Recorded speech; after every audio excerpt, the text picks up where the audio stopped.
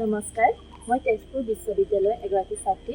আপোনালোকক জনাবলৈ এটা সুখী হৈছোঁ যে বৰ্তমান চেণ্টাৰ বা চৰকাৰী চেণ্টাৰ ফৰ উমেন ষ্টাডিজে স্নাতকোত্তৰ ডিগ্ৰীৰ বাবে নামভৰ্তি প্ৰক্ৰিয়া আৰম্ভ কৰিছে।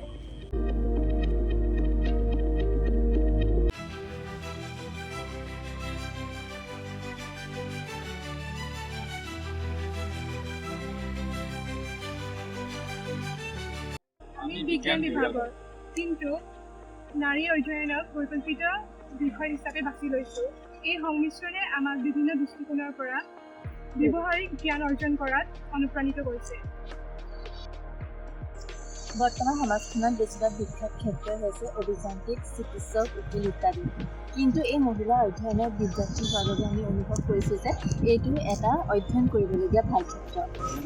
নাৰীৰ অধ্যয়ন গুৰুত্বপূৰ্ণ কাৰণ ইয়াত নাৰীৰ প্ৰতিনিধিত্ব, নাৰীৰ অৰ্থনৈতিক প্ৰত্যাহ্বান, লিংগ বিষয় আৰু অন্যান্য বাস্তৱ জগতৰ বিষয় আৰু ইয়াৰ সমাধান আদি বিষয়সমূহ সাধন কৰা হয়। আমাৰ এই বিভাগটো কেৱল পাঠ্যক্ৰমৰ জ্ঞানৰ ওপৰতে আবদ্ধ নহয়, পাঠ্যক্ৰমৰ বাহিৰৰ জ্ঞানৰ ওপৰতো যথেষ্ট গুৰুত্ব দিয়ে। আমি ইয়াতে দেখিব পাৰোঁ যে আমাৰ বিভাগটোৱে বিভিন্ন ঠাইত গৈ ক্ষেত্ৰ পৰিদৰ্শন কৰে।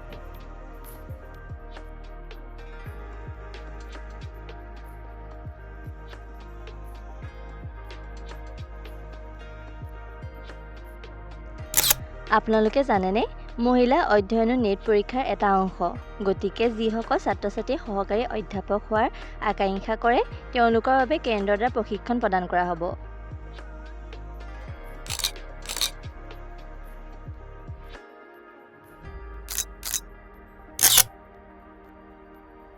মহিলা অধ্যয়নৰ ছাত্ৰ ছাত্ৰীসকলে শিক্ষা, নীতি প্ৰতিষ্ঠান, উন্নয়ন, সংবাদ মাধ্যম, সামাজিক কৰ্ম আৰু ব্যক্তিগত খণ্ডত কাম কৰিবলৈ সুযোগ লাভ কৰে।